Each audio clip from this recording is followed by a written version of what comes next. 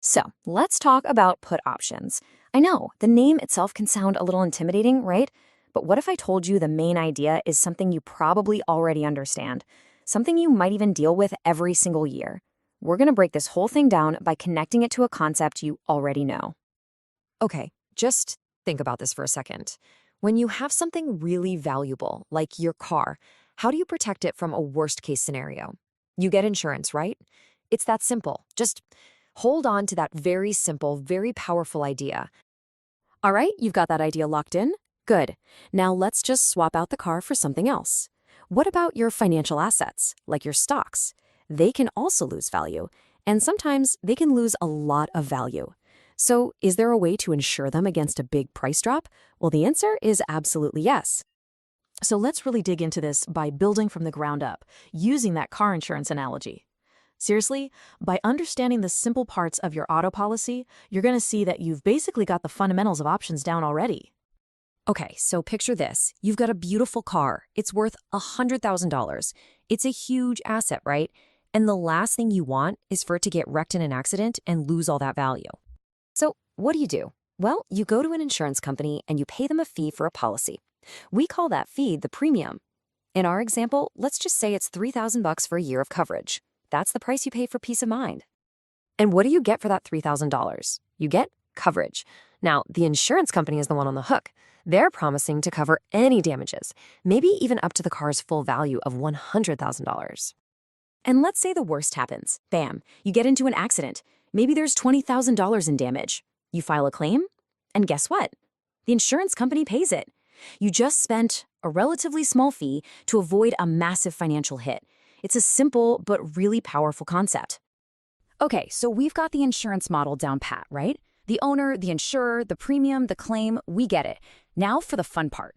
Let's take that exact structure and just drop it right into the world of finance.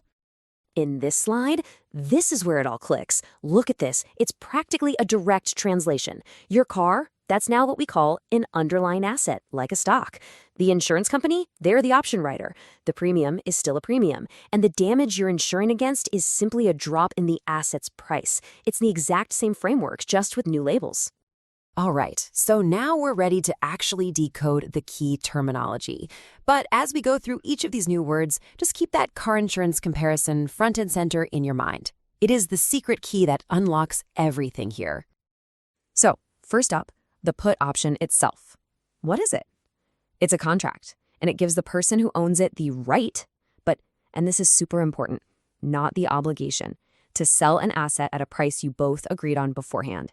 It's basically your right to file that insurance claim if you need it. And the underlying asset, that's just a fancy term for the thing you're insuring. So instead of your car, it could be shares in some tech company, or an entire stock market index, or even a commodity like oil. It's just whatever you're trying to protect from a fall in value. So, who's selling you this financial insurance? That's the option writer. You can think of them as the insurance company in this whole scenario. They're the ones who collect your premium, and in exchange, they take on the risk that the price might go down.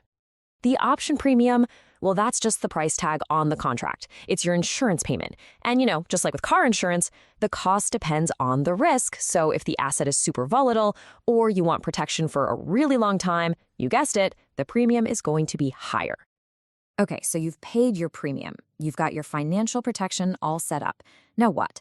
What can actually happen?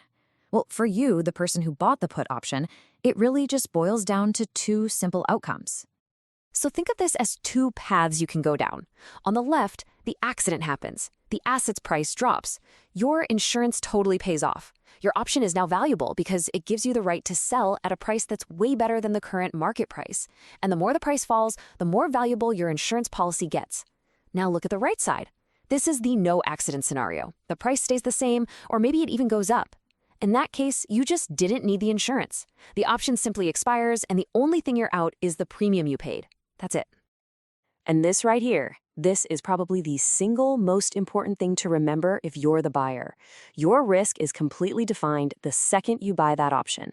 The absolute most you can ever lose is the premium you paid. Full stop. Your downside is capped. It doesn't matter what happens in the market.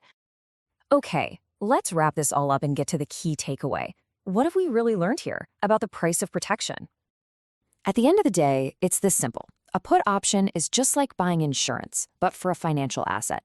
Its whole job is to protect you against a price drop. You, the option buyer, pay a premium for that protection. And the option writer? They're the insurance company collecting that premium. And the best part?